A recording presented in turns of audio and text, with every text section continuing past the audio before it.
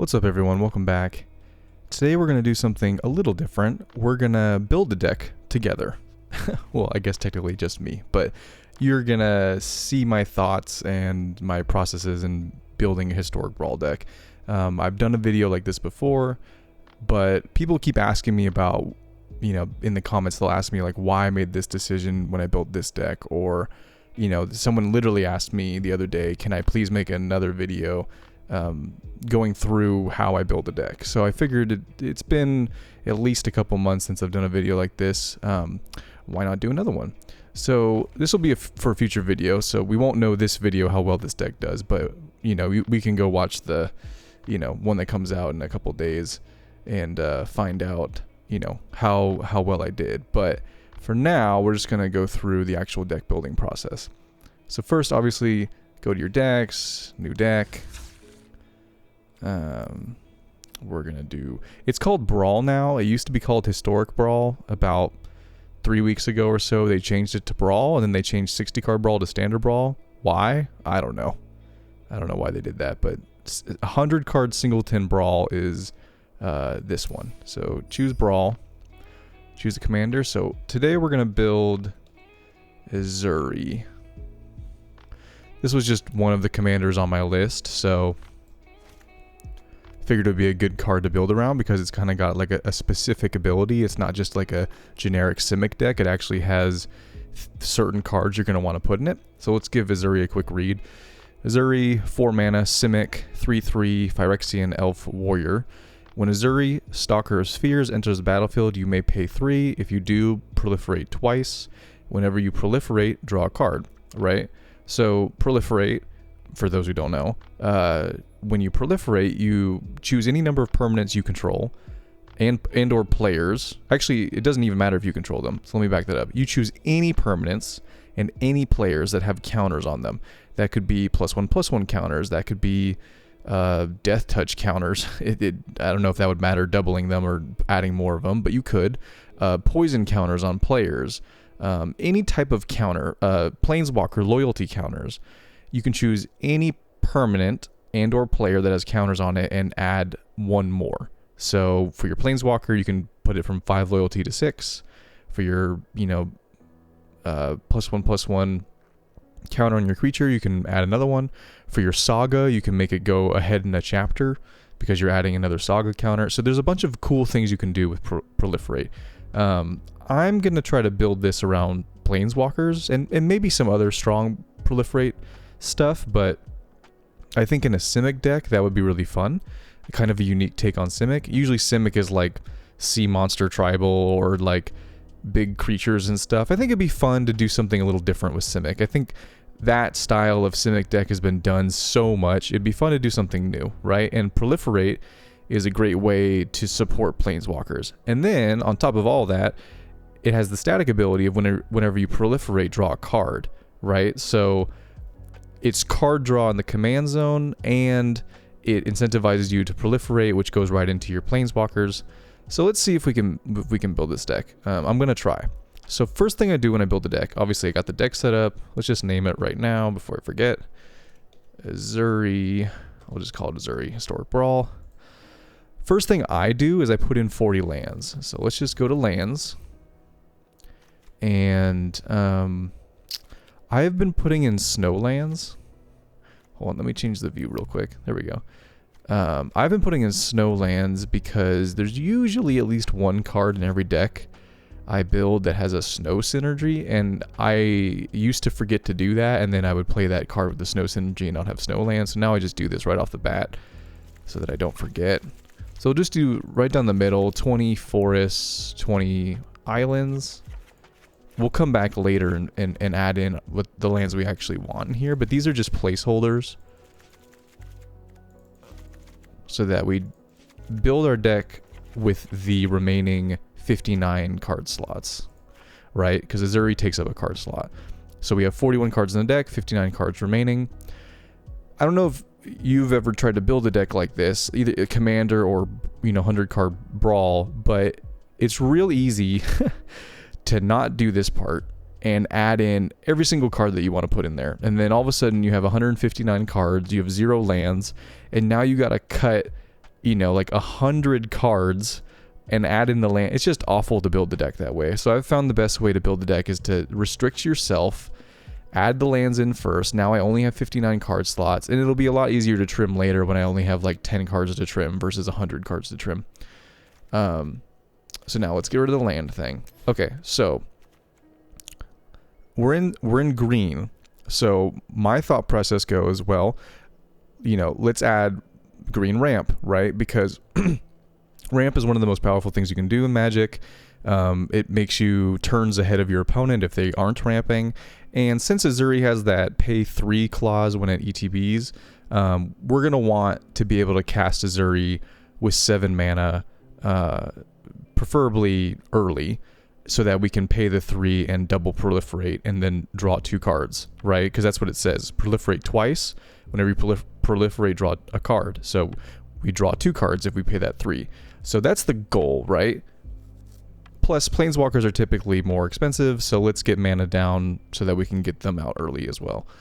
So first things first, let's get ramp. So let's get the basic stuff. Let's do...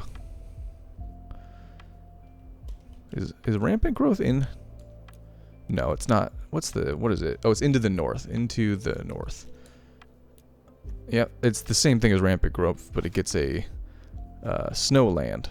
And there you go. Right off the bat, we have a snow land synergy, so that's why we have snow lands in the deck. Yeah, and then while I'm thinking of that, we should add in...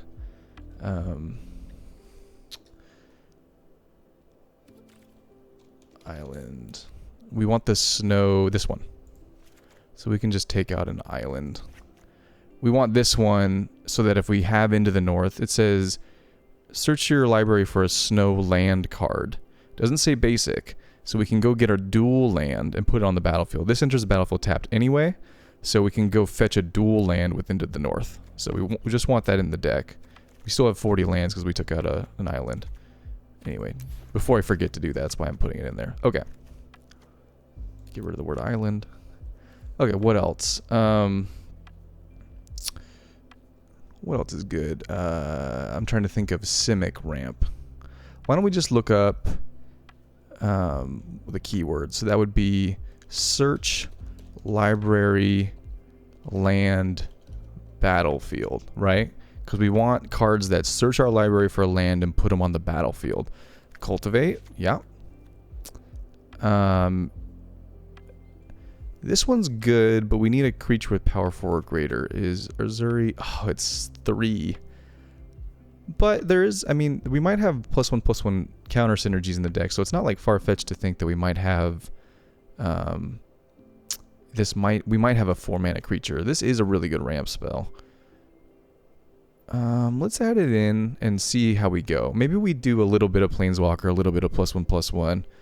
You know, because the difficult thing about doing like all Planeswalkers in Simic colors is we don't have any board wipes. Typically you want to have board wipes in decks with Planeswalkers because they go so well together, because board wipes clear all creatures, but they don't affect Planeswalkers. But we don't have that in Simic colors. We have bounce spells, but that's not really the same. That's like temporary removal of stuff, but it's not permanent removal of stuff.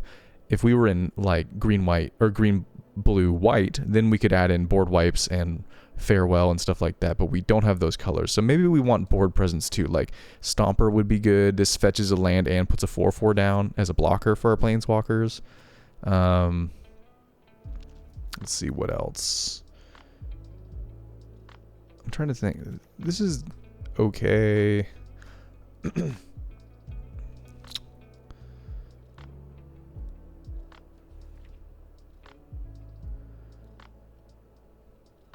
So we definitely want Nissa.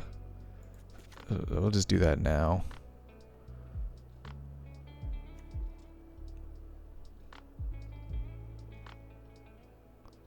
Yeah, it's a good card. Sometimes I just see cards that I know I want to put in and I'll put them in. What about this guy? Search your library for up to 2 basic forest cards, reveal them, put them in your hand.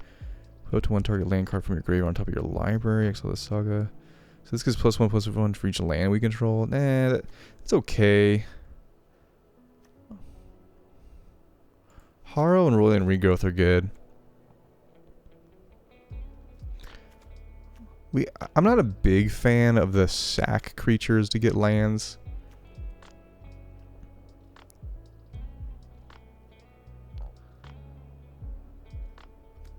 Oh, you know what I just realized? These are not highlighted. That's why my filtering's a little weird. I noticed there were some cards missing. Like Solemn. What does this do? Enters the battlefield with search library for a basic land or cave card. Shuffle and put on that card on top. No, we don't want cards that put lands on top. We want them onto the battlefield. Battlefield with search library for a basic forest card or island. And put, yeah, that's fine. This is a good one. Okay. So how many ramp cards do we have? 1, 2, 3, 4, 5, 6, 7, 8, 9. It's probably good. 9 ramp cards. That's probably good. Don't want to overdo it. Although you really can't overdo ramp. I think we could do like one more. Search library for a basic land card or gate card you'll put in your hand. Nope, we want it on the battlefield.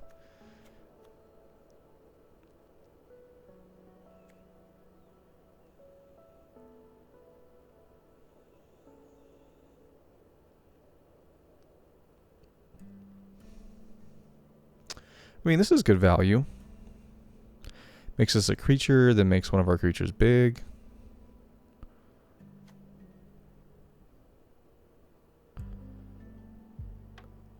Yeah, this is good. I forgot this gets 2 lands. It works just like a Haro or a Whirling Regrowth. Okay, so there we go. That is our ramp package. You could add in mana rocks, but since we're in green, it's just better to ramp.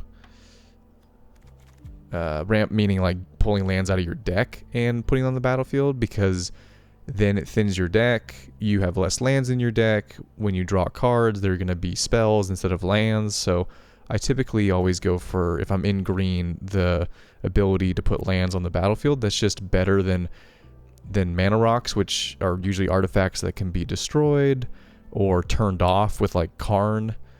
So lands are really hard to mess with, especially in this format.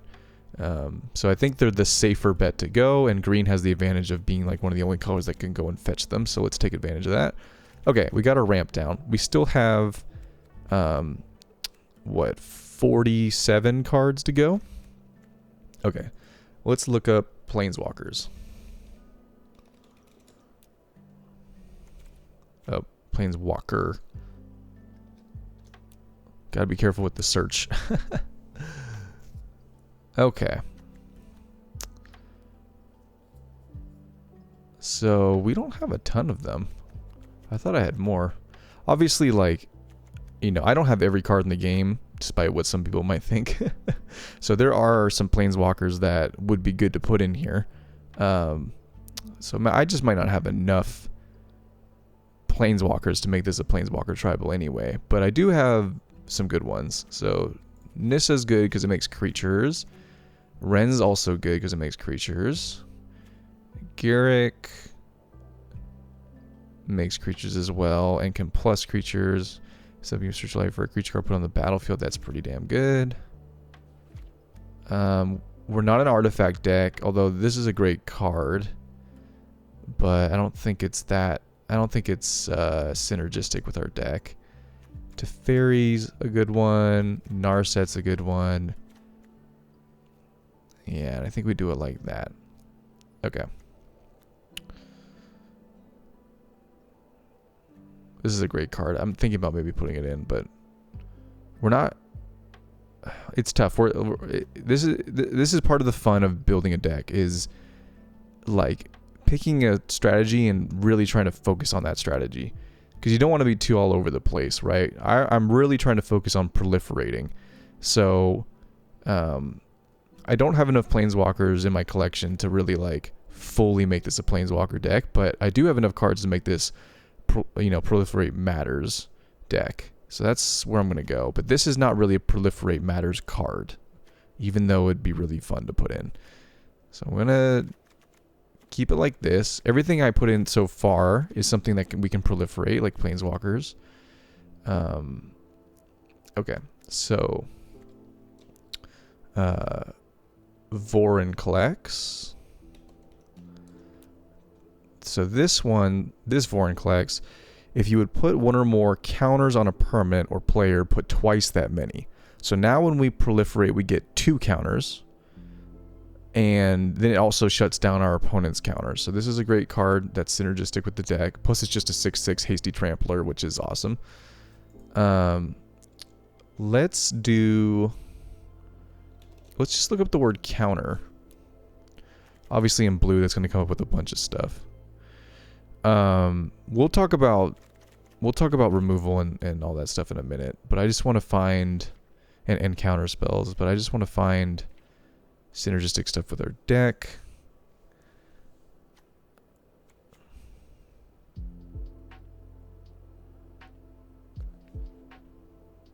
This is an interesting one. So this is a mana rock that puts counters on it. This is also one that does. You even said put a time counter. This makes us cast anything. Okay, let me back up. You put counters on this, and then let's say it has 3 counters. Once each turn, you pay 0 rather than spells that cost 3 or less, or however many counters. So if we proliferate this, we can cast spells for free. So this is a good one to put in the deck. I think so is Midnight Clock, which means we might be able to take out one of our lesser mana pieces. Ramp pieces is what I'm trying to say. These are all just counter spells. That's not really what I'm looking for right now anyway. Mind Splice Apparatus is also a good one.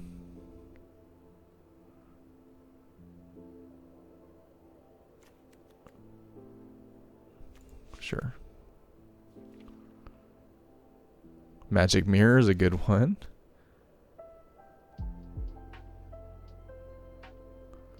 Although it's going to be really expensive, so we might have to get rid of that one, but we can dream. If one or more +1/+1 counters will be put on a creature you control, that many +1/+1 counters are put on it instead. +1/+1 counters. Yeah. See, this is where it gets tricky, because that only hits creatures, and we have a bunch of different kinds of +1/+1 counters. So we think we need to be a little bit more generic than this, although it's a great card. Snakeskin Veil, put a +1/+1 counter on target creature control against hexproof. Yep. That's like double synergistic. What is this?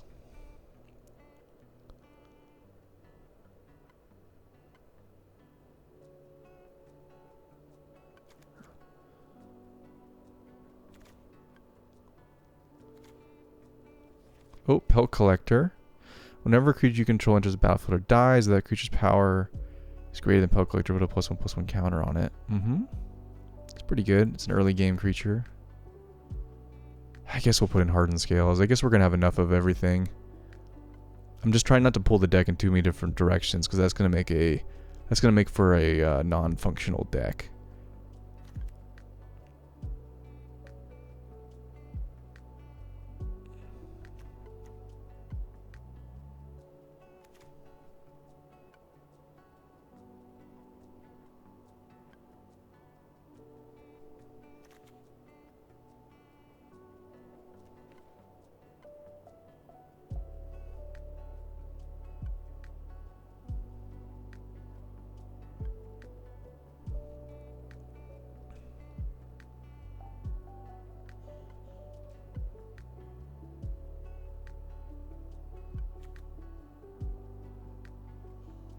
This is good.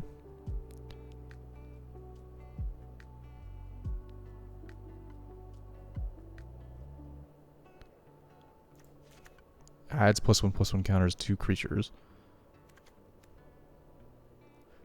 whenever a land enters the battlefield, which we're obviously going to do a lot of.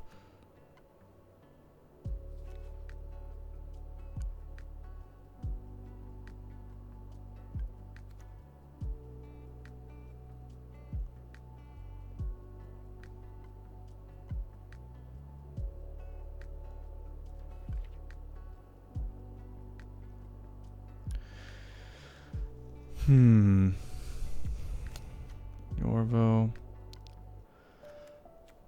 Well, my brain just went to the original card here.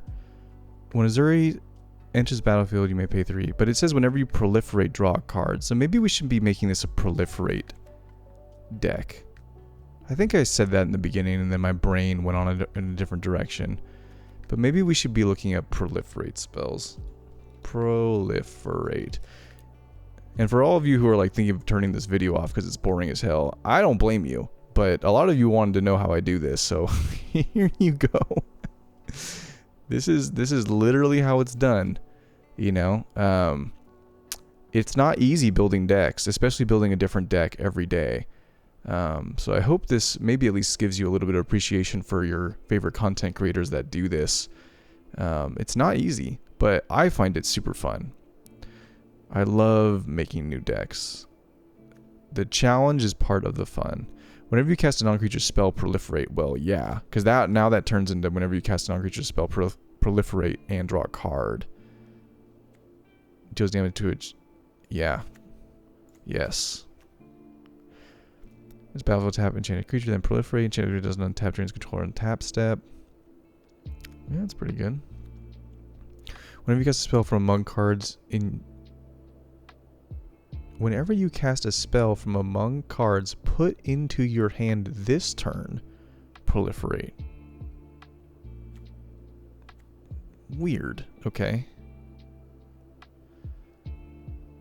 Draw 2 cards and proliferates. Yeah, that's a great creature. Yep. Yep.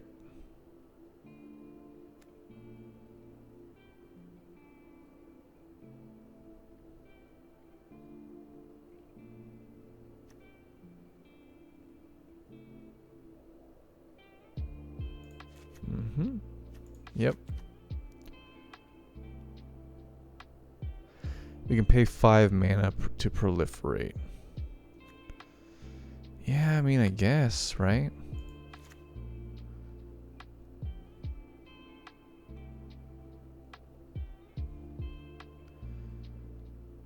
I think actually instead of this, because we already have it on our card, we can just bounce it. Okay, so that makes me think, Merfolk, hold on where you are, get rid of you. Let's put in Thassa, so that we can bounce our commander every turn for free, and then we just have to pay 3 to proliferate. Proliferate. Well, we should do 2. These are just cards I own. We should look at ones we don't own, just in case there are some good ones that are lurking out there. Yeah, that's a good one.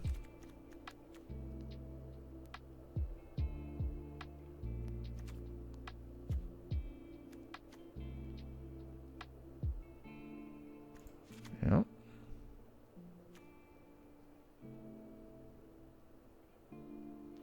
It's a good one, but I don't have any mythics to spend. So these are just going to be... We're just looking at commons and uncommons.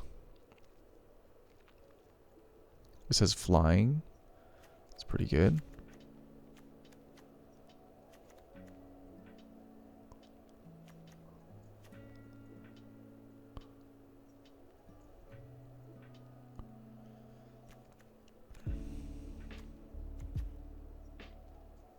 Yeah, that would be great in this deck, but we don't have a rare to spend on that. Draw 3 cards, proliferate. Yeah. Enters the battlefield, proliferate. I think those ones are good because of what we're gonna try to build around our commander too, so having more effects like that would be good.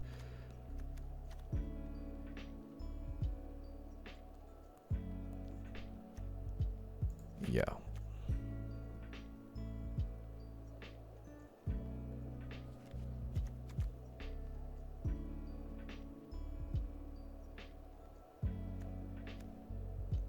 Yeah, and Karn's Bastion would definitely be a land we put in, but again, we don't have a rare wild card to spend on that.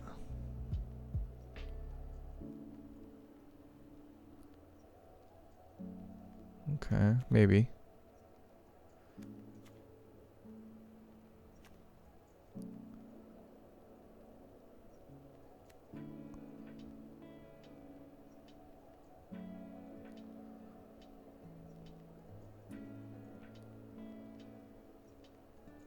Oh, interesting. So this is either ramp or double proliferate. It's pretty good. Yeah, four mana 4/4 is pretty good. We already got you.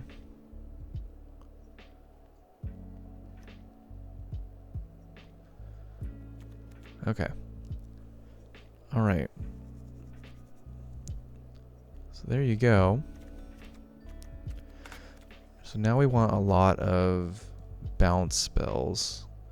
So exile, return, battlefield. Essence Flux being one of them. Yep. Exile target creature control, then return that card to the battlefield is under control. Yep. Exile creature control, then return that card to the battlefield and under control, draw a card. Yep.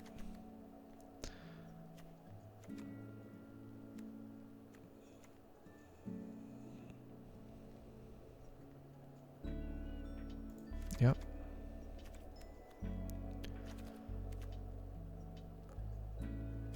Okay.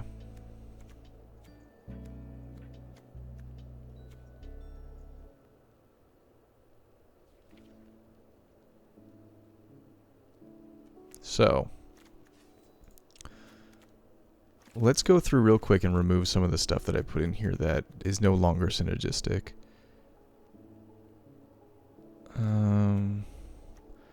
Foreign clicks is fine. These are fine. What was this? Yeah, that's good.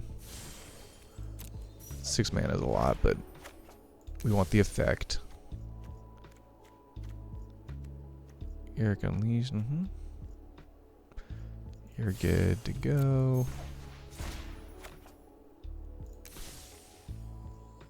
Yep.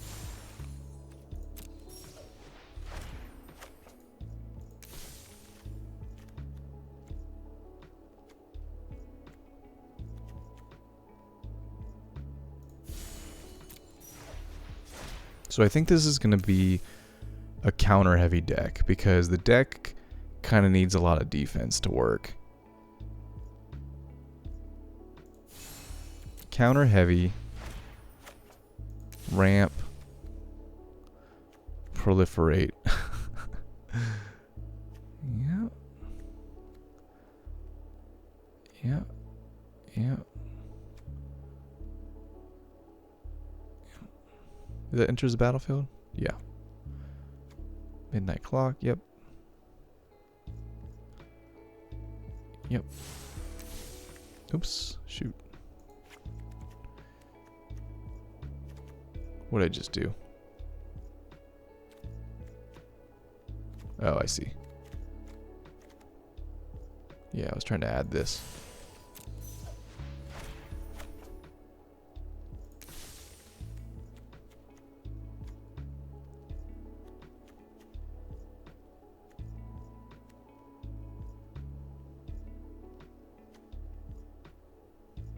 Okay, yeah. No longer synergistic.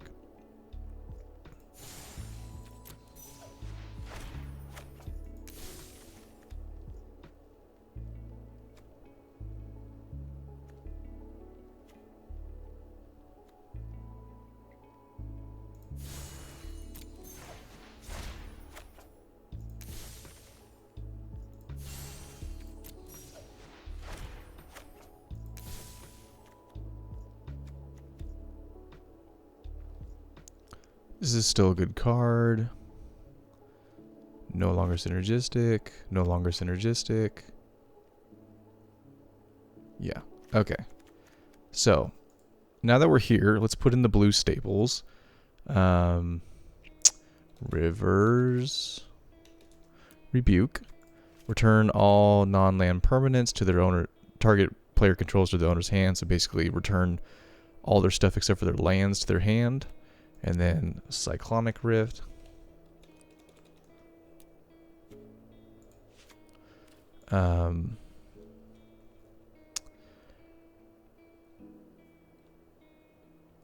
Counter. So this is where we put in our defense. So we're going to put in all our best counter spells. And I think we might even have to remove some of the stuff we have to add more counter spells. This is going to be a pretty funny Simic deck. If we're going counter heavy, probably need you. It's not my favorite counter spell, but it's a good one. It gives them 2 treasures. It's 1 mana, counter target non-creature spell. So it's just like Spell Pierce, but it gives them 2 treasures. Miscast is a good one.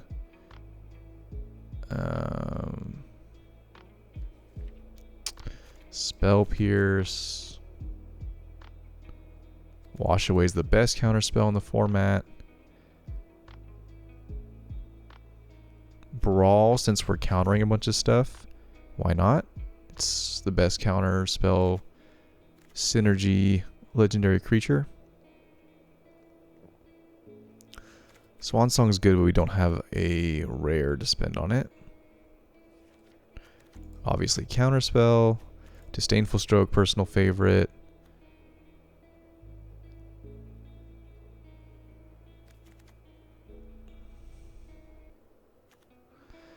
This is good. This is kind of like double blue essence scatter, but we put a +1/+1 counter on target creature we control, which we can then proliferate. So that's, you know, a little bit of synergy there. Jawari Disruption. We'll add that one in and take out an island, and I'll talk about that in a little bit with MDFCs once we get back to the land side of things.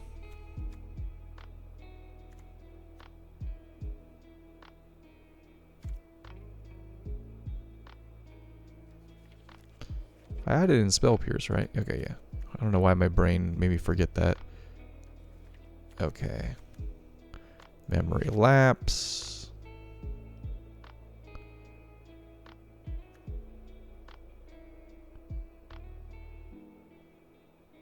Negate. So we're at 100 cards. So when you see yourself get to 100 cards, just take a beat and think about, what does the deck really need, right? Sometimes I even like to change the view and just look at the deck to like take a step back and just like look at our curve. Like, okay, it should look something like this. Now, obviously, we're not done building the deck, but it should look like this. If you look at this view and all of a sudden you realize you have like way more, 5+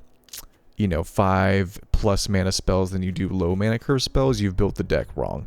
Unless you have some weird commander that takes advantage of that. But in 99% of cases, you want a curve that kind of like all the bulk of the cards are in this half, and then your finishers and stuff are, there's a lot less of them, but they're, they're powerful and they're there, right? So this is a good curve.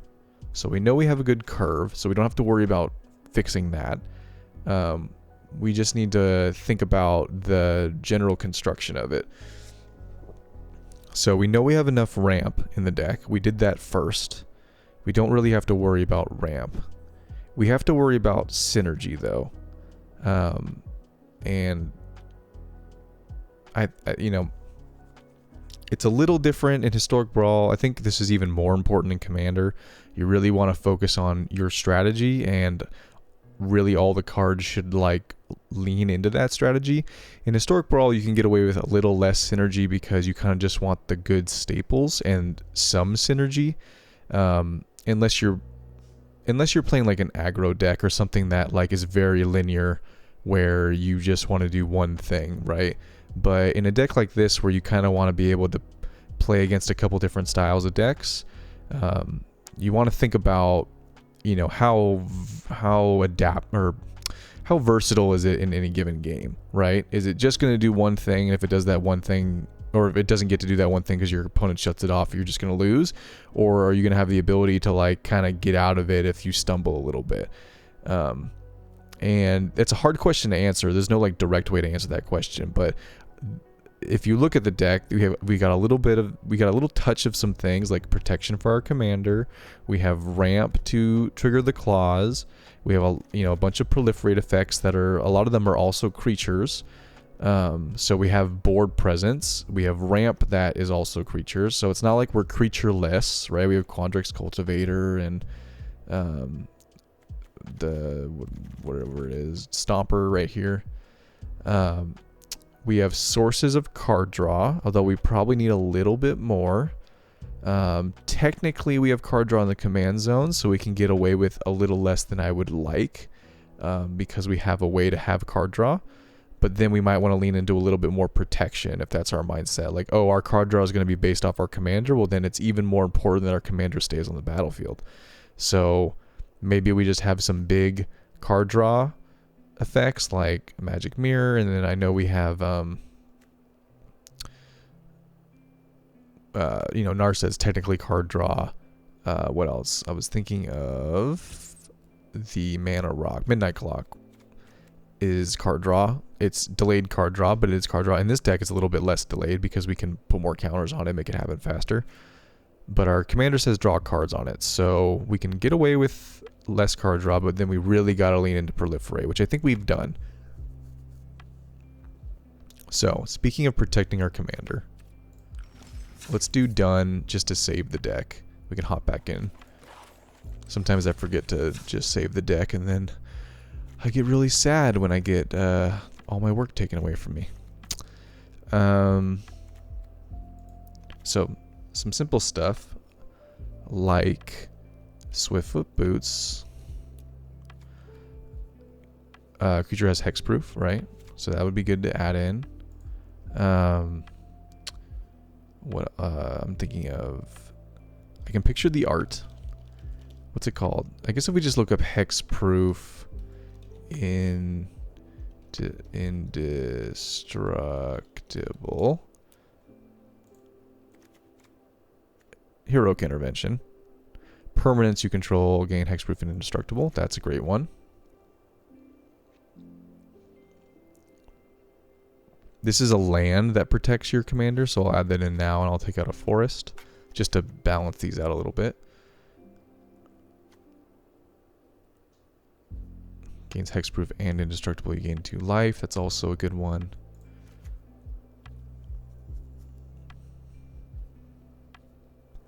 And I think maybe like Magic Mirror. Or not Magic Mirror. What's it called? Mirror. What's the name of it? Mirror Shield. Hexproof, right? Yeah. Okay. I think that's enough protection for our commander. Now we're 4 cards over.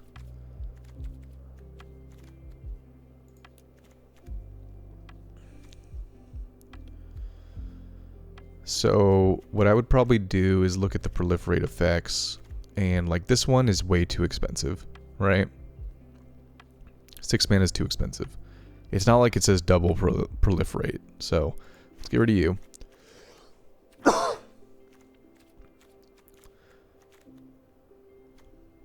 This, I'm debating whether to cut this card. It's a good card, but it's not really synergistic with our deck.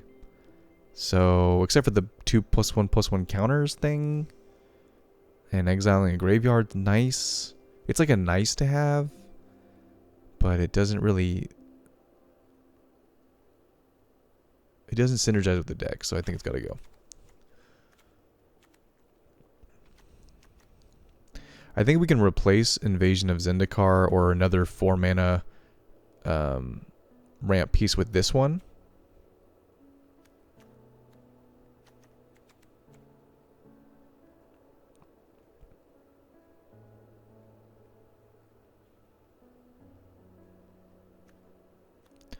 Yeah, that's fine. So now we're down to 1 card over.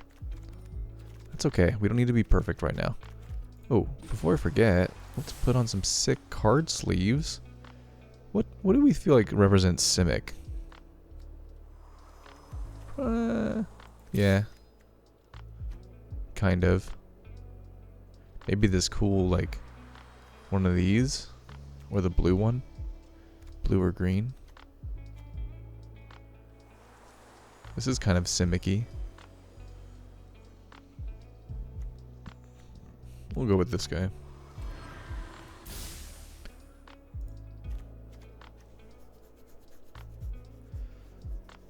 Okay. So, we have 10 counter spells, right? Pretty sure, because we either have 9 or 10. I mean, I guess we can count them. 1, 2, 3, 4, 5, 6, 7, 8, 9, 10.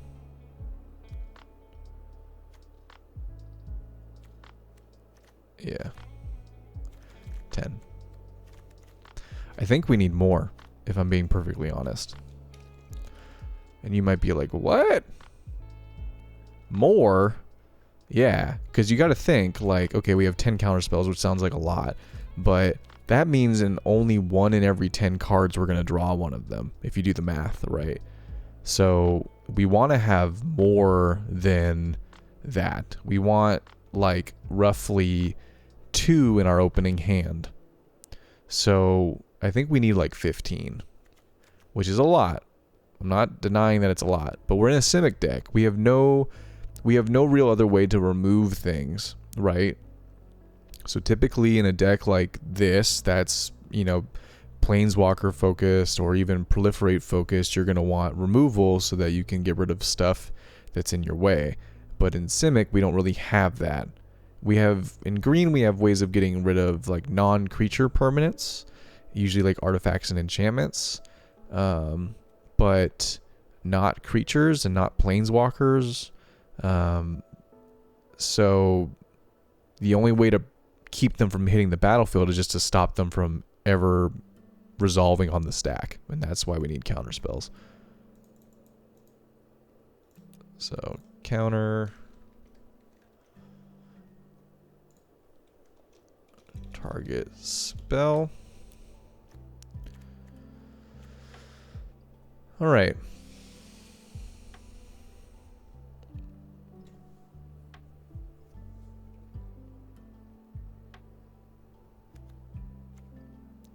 Counter target non-creature spell unless its controller pays 1. If you control a creature with power 4 or greater, counter that spell instead. We don't right off the bat. But I know we do have some creatures in here. What's the likelihood that we'll have one with 4 or greater? Probably not great, right? A lot of these are like 1/1s, 2/2s. Which I guess means we should probably get rid of this. I don't know. 3/2. 1/1. 4/4. 2/5. Not looking good for the 4 mana. This, it probably won't be a creature when all is said and done, because we need Devotion to Blue to make it a creature. This is a 4/4.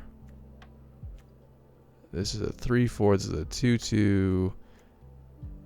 This makes a big creature. This is a big creature. This makes a big creature. Makes lots of big creatures. As a one of, it's probably okay. It's such a good value, and it still works even if we don't have the power 4 or greater. It just gets a lot better if we have the power 4 or greater. So, Essence Scatter is a good one.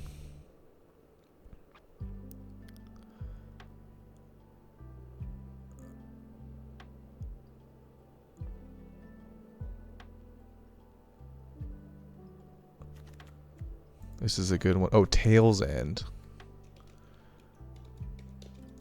Tail's End is a good one. So this one can counter triggered or activated abilities as well as legendary spells. So all commanders are legendary, right? So this counters any commander as well as activated or triggered abilities like a Planeswalker Ultimate or a Tally entering the battlefield. We can counter the ability. So this is a really good one to have. counter, target. And now I think for the last couple, we should add in some of the really good 3-mana ones. We kind of hit all the, like, absorb energy here is a really good, it's an alchemy card, yes, but it actually is good. It's not overpowered. I think it's actually a good card design. Rare to say, but it is.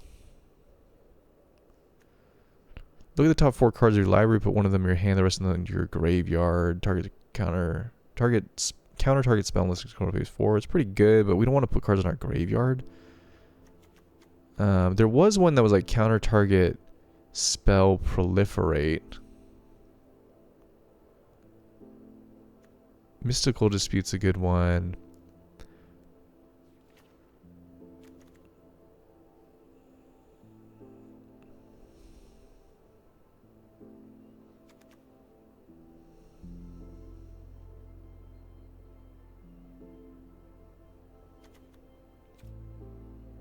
This is a great one.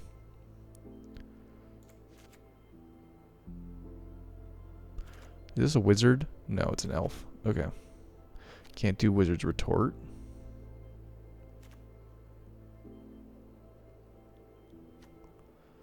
That's a good one too.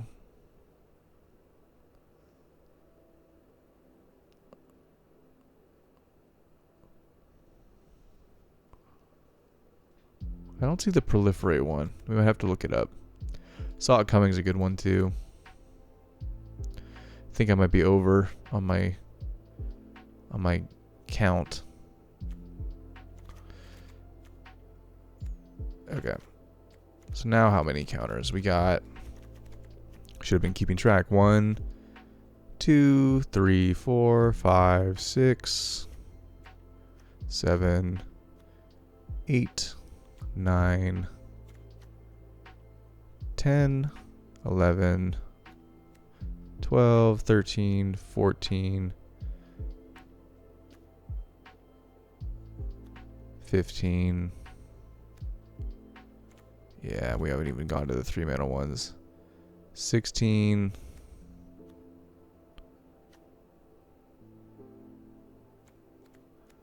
17. 18, 19. Yeah, too many. Unwind. Counter target non-creature spell. Untap 3 lands. I think this one should replace the 1-mana one. Whatever that was called. This one. Yeah. Okay, so now we're at 18. Offer You Can't Refuse is such an awkward one. I think I'd rather have the one that untaps our lands. Because they both counter target non-creature spell. But Unwind untaps 3 lands. That's so good, because then we can hold up 2 counter spells with just 3 mana, right?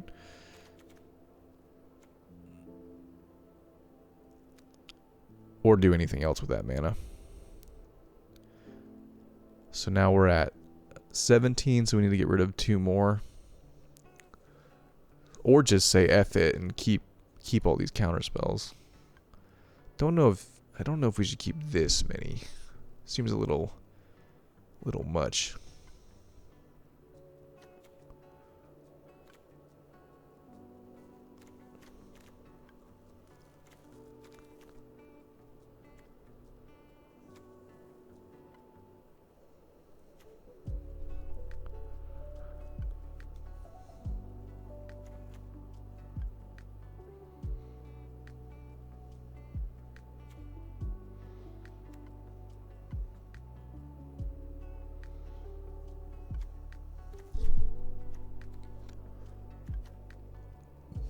Probably Mystical Dispute. It's good situationally, but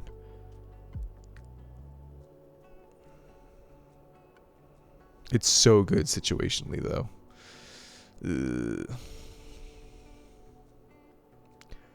Counters any spell, too. Let's try to find a way around it.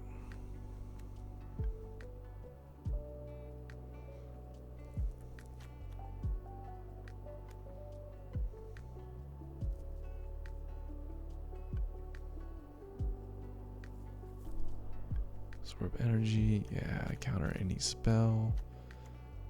I think we can get rid of this. No, this one. No, where is it?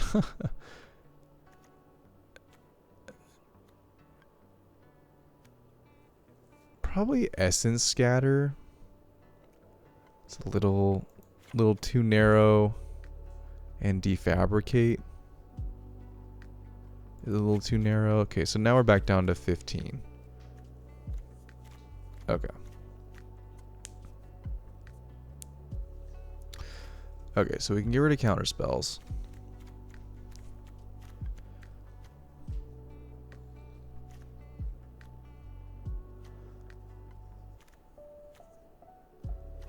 I think since we added in Staff of Completion and where is it? Midnight Clock. I just want to make sure it's in here. Midnight Clock.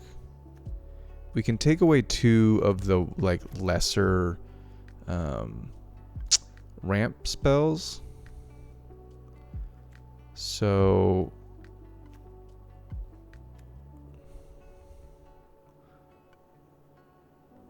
Cultivate is kind of meh because it's sorcery speed and it doesn't put 2 on the battlefield. It just puts 1 on the battlefield and 1 in our hand. Can be good, but can also be kind of meh.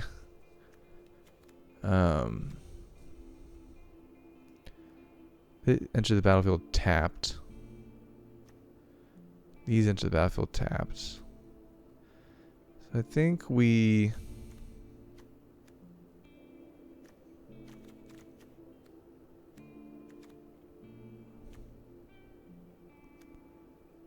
No, that one's good.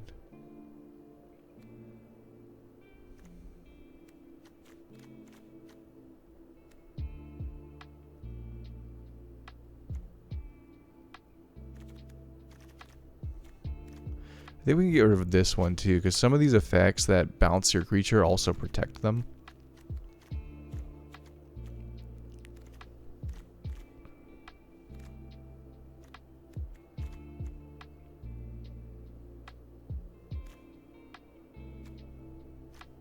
Yeah, in fact, we could probably get rid of Snakeskin Veil too. I mean, it's good, but our bounce spells will protect it, and then these can make them untargetable.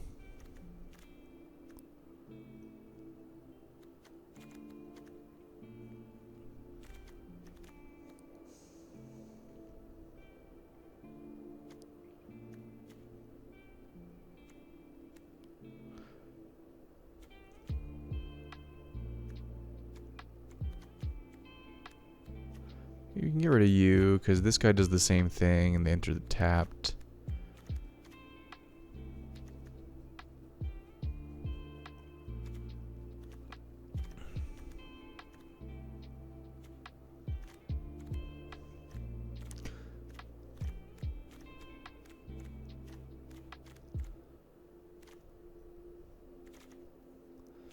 A lot of counters. A lot of counters. Turn target permanent card from your graveyard to your hand. I don't know how... I mean, it could be good.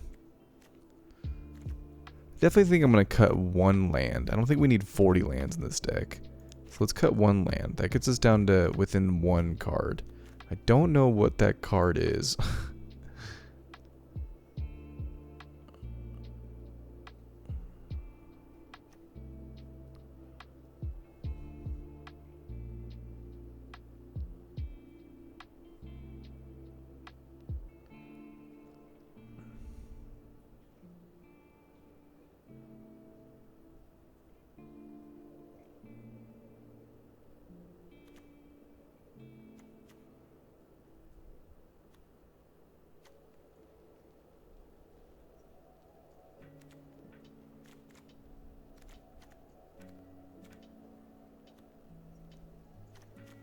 Do we have any like really awkward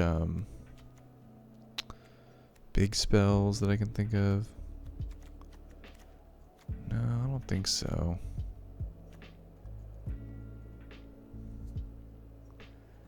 This is kind of like 4 mana for a 4/4. It's kind of meh.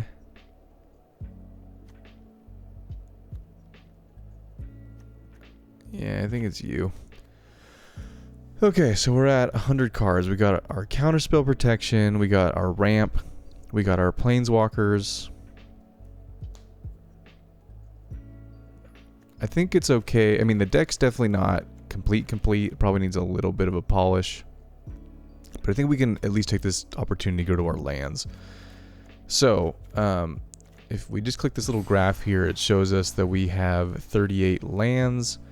Technically, we have more than that because if you look here, we have Jawari Disruption selected.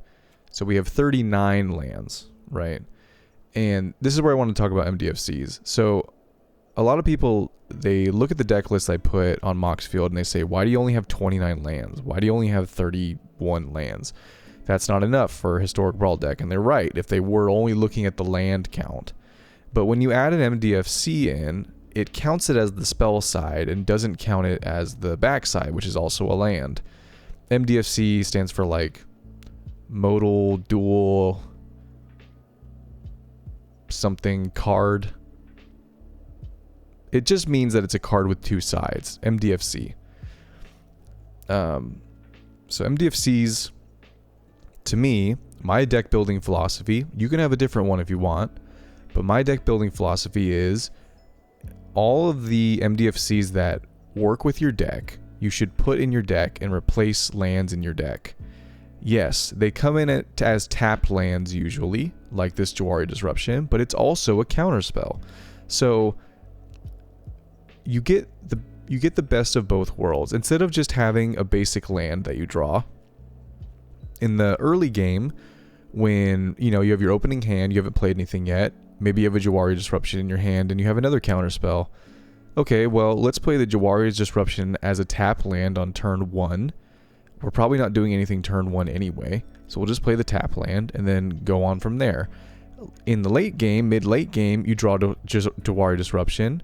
If it was just a land, you would just be drawing a land, but since you're drawing Jawari Disruption, it's now a counterspell. Maybe you still want to play it as a land and you just want to hit your land drop, or maybe you're going to wait for the right moment to play this counterspell, right? So having dual-faced cards in your deck gives you a lot more value than it just being a land or just being a spell. Yes, MDFCs are usually like not very well, they're like okay spells and okay lands, but the versatility is what makes your deck better. That's why your deck isn't 100% MDFCs, not that that's possible, but just for the sake of argument, you want it to have a sprinkling of them. So this is a great way to add a little sprinkling in. So we want Jawari Disruption, that's applicable. Creatures our opponents controlling getting -2/-2 until end of turn is definitely applicable. So we'll add this in, and when we add it in, we take out an island, right? Because it replaces that blue source in our land count. This is definitely good. Look at the top 6 cards of your library, reveal an instant or sorcery card from among them, put them into your hand. So this is a 3 mana, look at the top 6, pull an instant or sorcery out at instant speed, right? In early game, it's a land. In the mid to late game, it's an awesome, look at the top 6 cards of your deck, pull out the most applicable instant or sorcery and at instant speed, and maybe win the game because you pulled out exactly the right spell you needed, right? Add you in, go back down, take out an island. Whenever you cast instant sorcery or wizard, it gains flying. Not really applicable. Sea Gate Restoration is like the best blue MDFC, and since this is a mythic one, if you notice the orange mythic symbol, this one comes into play untapped if you pay 3 life. So you can decide in the moment if it's worth the 3 life or not, but it does have the ability to come down untapped. And then the draw cards equal to the number of cards in your hand plus 1 is insane. And then you have no max hand size. I've cast the spell. In fact, I cast it in my Teferi video I made like a week or so ago, and I drew like 20 cards. So this is awesome. I put this in every deck with blue. Take out an island. Okay, Boseju's right here, so we're gonna have this in. This is not an MDFC, but it is, in the sense, like an MDFC because it is a land that we can play, Or it has an awesome channel ability that allows us to destroy an artifact, enchantment, or non-basic land, right? So cards that do multiple things are super valuable in your deck, and you should rethink the way you think about all of your cards, not just lands, but all of your cards in terms of like, can this card work in more than just one situation? Like this Beseju. In the early game, it's a land. In the late game, it's a destroy target artifact, enchantment, or non-basic land spell, right? So we add that in, take out a forest. Castle Garenbrig only works on creatures, so no. Let's go to the green MDFCs. This is a 2 mana dork or a green land. So add that in, take out a forest. Balgate Recovery, return target card from your graveyard to your hand. Awesome MDFC. Take out a forest. Good in the landfall deck, not really good in this deck, so we won't add this one. Target creature you control fights target creature you don't control. Good in other Simic decks, not in this one. Turns Timber Symbiosis. Good in a creature deck, not good in this one, because we are not a creature deck. Although, there's something to be said about pulling out a proliferate creature, but probably not. This one, though, put a +1/+1 counter on target creature, or it's a green source. I think that works because it's a proliferate, target. Put that down. Take out a forest. Alright, so that rounds out our MDFCs. I see Layer of the Hydra here. Creature lands are important in your decks. I just did a little short on that recently where I beat a player just purely because I had a Crawling Barrens in my deck. Okay, so now if we go... See, we still have 100 cards, right? But if we go back to here... Oh no, we only have 32 lands in the deck. No, we don't. We have 39 because we have 7 MDFCs. Okay? Hold on, let me drink some tea.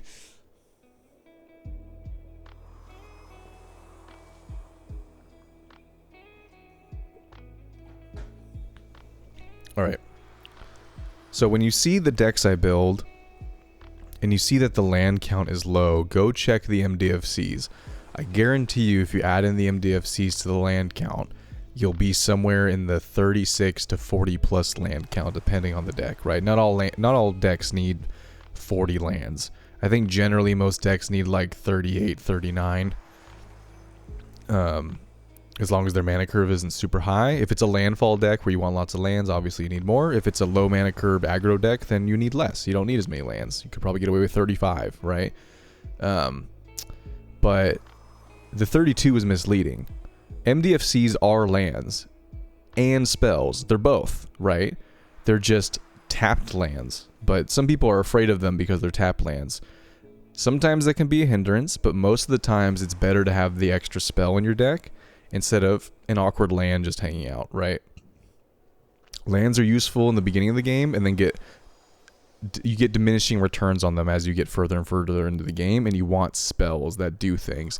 And even though MDFCs are sometimes a little bit more expensive for the same effect as a normal spell, or they're a little bit less good as a normal spell, it's still a spell. It's still something that you can use to affect the game, right? A land is usually not. So that's I'll get off my pedestal, but I keep getting comments about this, so I'm just like trying to hammer the point home. MDFCs are good. Just don't put like a billion MDFCs. You don't want over 10, right? But 7, like we have here, I think is healthy. Okay, so back to the deck. So now let's just, we're getting real close to finishing this thing off. Let's just take a look at our deck. Admire our work, right? So we can do, like, let's look up proliferate. Did I spell that right? I did. Okay. So we have 1, 2, 3, 4, 5, 6, 7, 8, 9, 10, 11, 12, 13, 14, 15 cards that proliferate, including our own commander, right? So I think that's a healthy amount. That means, just like with the counter spells, that's roughly the same amount of counter spells. We should be getting like 1 to 2 of these in our opening hand. we should be drawing into them every, you know, 5 cards or so. Of course, you know, these are just statistics. These aren't actual. But you kind of want to like do the math in your head. If you just like put these on a perfect, you know, bell curve, or however you want to put it, perfect curve. I don't know what you, but like if you just spread these out evenly in your deck is what I mean. Like how many would you draw in a certain amount of cards? Like same with lands, right? Well, if you have 39 lands, that's like 1 in every 3 roughly, right? That's kind of the ratio you want for lands. You know, for you know, these effects, it's like 1 in every 5. Same with the counter spells. And then of course, if you have card draw like Ezuri, you know, gives us, then those statistics go up, right? They sort of get halved, because if you draw 2 cards like Ezuri is going to allow us to do, then even though it is once every 5 cards, you're getting 2 cards deeper every time you draw, so you get them faster, right? And then we have how many planeswalkers? Like 4. 1, 2. I guess we could just look up planeswalker. Planeswalker. Oh, we have more than I thought. We have 7. No. What is this? Oh, okay. We have 6. 1, 2, 3, 4, 5, 6. That's probably fine. We don't want too many, because planeswalkers are these ones are good ones though, in the sense that they make creatures, but sometimes they are hard to defend. Like you play them and they instantly die because the opponent just attacks them down. But Nissa makes a creature. This Nissa makes creatures. Ren makes creatures. Garruk makes creatures. These 2 do not. However, these 2 draw lots of cards, so we can get to our other spells and our counter spells and our bounce spells and things like that. Yeah, I think what I would do, I don't really know how, like, where to go from here as far as like making the deck better. I think I've added in everything my brain can think of that would make this deck run.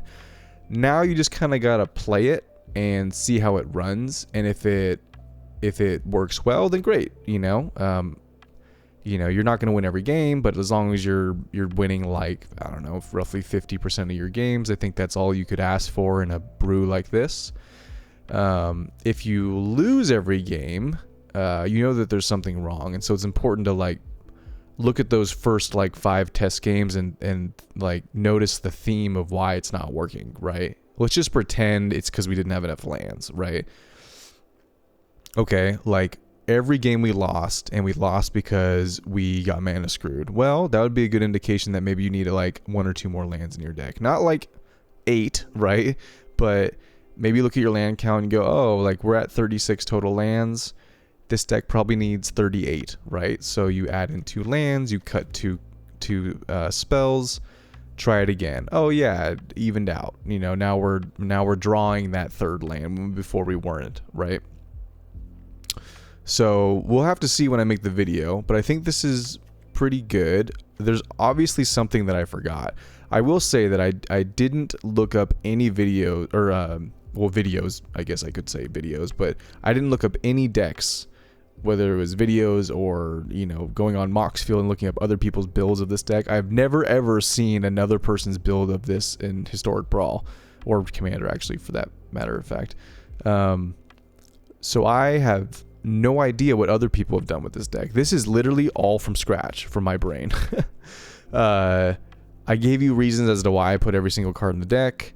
Hopefully that made sense, and why I did it in the order I did it. I think that's the most important thing if you're going to take this as a example of how to build a deck from scratch. Obviously, this is a unique commander with a unique theme, but the general structure of how I built the deck is what I was trying to get across in this video, right? Like adding the lands first, and then look up, you know, ramp, and then look up synergy pieces, and, you know, all that kind of stuff.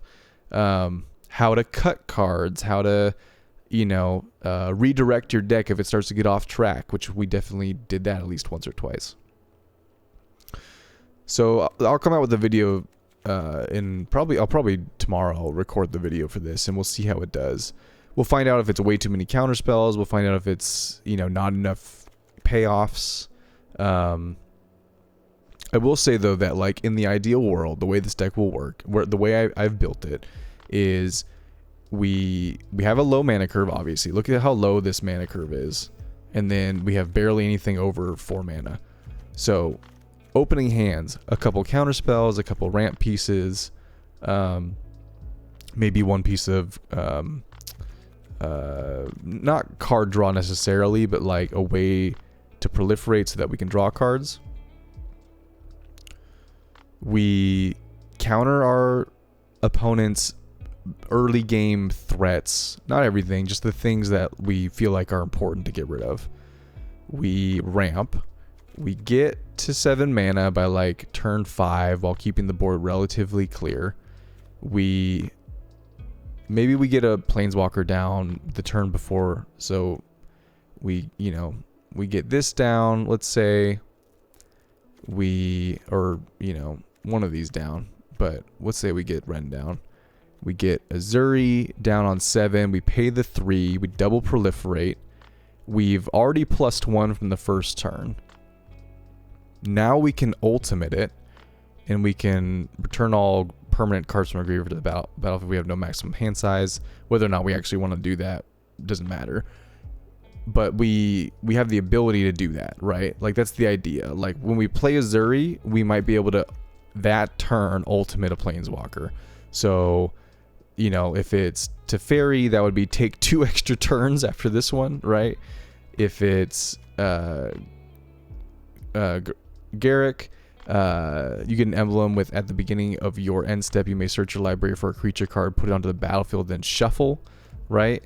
Pretty good. We can put Vorinclex down. Then we go super crazy with proliferating. Nissa, we can put any number of forests onto the battlefield, and they're all indestructible. Yeah, so that's the idea. Like we want to like control the game until we can get Ezuri down. Then we can double proliferate and maybe ultimate a planeswalker or 2 that turn, and then just explode, into Value Town, right?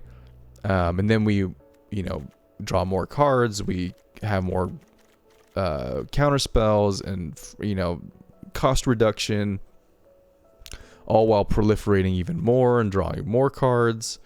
If we proliferate enough, we could probably if we get Ren to 9, then we can -8 if we feel like it, and still keep Ren on the battlefield and then keep proliferating, right? And keeping this on the battlefield. I think with Ren we wouldn't proliferate because this deck doesn't really take advantage of the return all permanent cards from your graveyard to your hand clause. But creating a couple of the tree folk, which have you can see it on the right there, the star, and they're equal to the number of lands you control. I mean, we start making 7/7, 8/8s every turn that grow as we add more lands with our ramp. I mean, that's tough for the opponent to deal with, right? And then Nissa, same thing. We can then overrun. They get +1/+1 for each forest we control and gain trample, so we can just overrun all our big creatures. Or we can, +1 a ton and just make giant creatures every turn. That's the idea of the deck. Whether or not it will actually work, and obviously this depends on what queue we're in. If we're in Hell queue, I don't think this will work. But if we end up in the B tier queue, which is what I'm hoping we end up in, I think this deck has a chance. So we'll find out. Thanks for watching. Leave a comment below if I didn't go over anything that you were curious about deck building wise. I feel like I really tried to cover every corner of my own brain and how I think about building decks. I probably missed something. If there's a particular deck that is very different from this deck, I'm trying to think, mono white prison or something, and you are like, hey, thanks for the build tech, but it doesn't really apply to the type of deck I'm thinking of, then leave a comment. I'm not going to guarantee that I'll make a video on that, but at least maybe I can get in the comments and answer your question. So if I didn't cover the type of deck you're trying to build, you're trying to build a Grixis Bolas deck or something like that, which is obviously very different than this style, and the construction tips I gave you aren't really helping you out, just leave a comment and I'll try to answer it the best I can. So thanks for watching. Appreciate it. Like, comment, subscribe, all the YouTube stuff. I'll see you guys in the next one. Later.